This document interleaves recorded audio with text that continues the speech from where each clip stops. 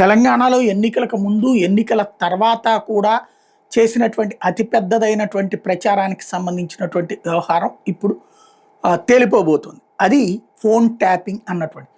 రేవంత్‌తో పాటుగా అటు బీజేపీ నాయకుల ఫోన్లు, జడ్జిల ఫోన్లు కూడా ట్రాక్ చేశారు అన్నటువంటి అంశానికి సంబంధించి అప్పటి సిఐడి అధికారి అయినటువంటి ప్రభాకర్ రావు ఐపీఎస్ అధికారికి సంబంధించి ఆయన విదేశాలకి పారిపోవడం, విదేశాల్లో ఉండి అమెరికాలో ఆయనది ఈ అవకాశం కోల్పోయి ఇక వెనక్కి వస్తున్న ట్రంప్ ఇంపాక్ట్ వల్ల అదే సమయంలో సుప్రీంకోర్టుకు అప్రోచ్ అయ్యి, అంటే ముందు అక్కడ శరణార్థిగా ఉండటానికి కూడా అప్లికేషన్ పెట్టుకుంటే అక్కడ పట్టించుకోలేదు ప్రభుత్వం, దాంతో వెనక్కి వచ్చేస్తున్నాడు. సుప్రీంకోర్టు ఆదేశాల మేరకు ఆయనకి పాస్పోర్ట్ అయితే ఇచ్చారు, ముందు పాస్పోర్ట్ రద్దు చేసింది కాస్త పాస్పోర్ట్ ఇచ్చారు. అట్ ద సేమ్ టైం తనకి సంబంధించినంతవరకు విచారణకి సహకరిస్తాన్నాడు. 5వ తారీఖున విచారణకి అవుతానని చెప్పేసి విచారణ అధికారులకు చెప్పుకొచ్చారు. కాబట్టి ఇప్పుడు ఫోన్ ట్యాపింగ్ జరిగిందా లేదా అని తేల్చేటటువంటి దాంట్లో కీలక అడుగు పడబోతోంది.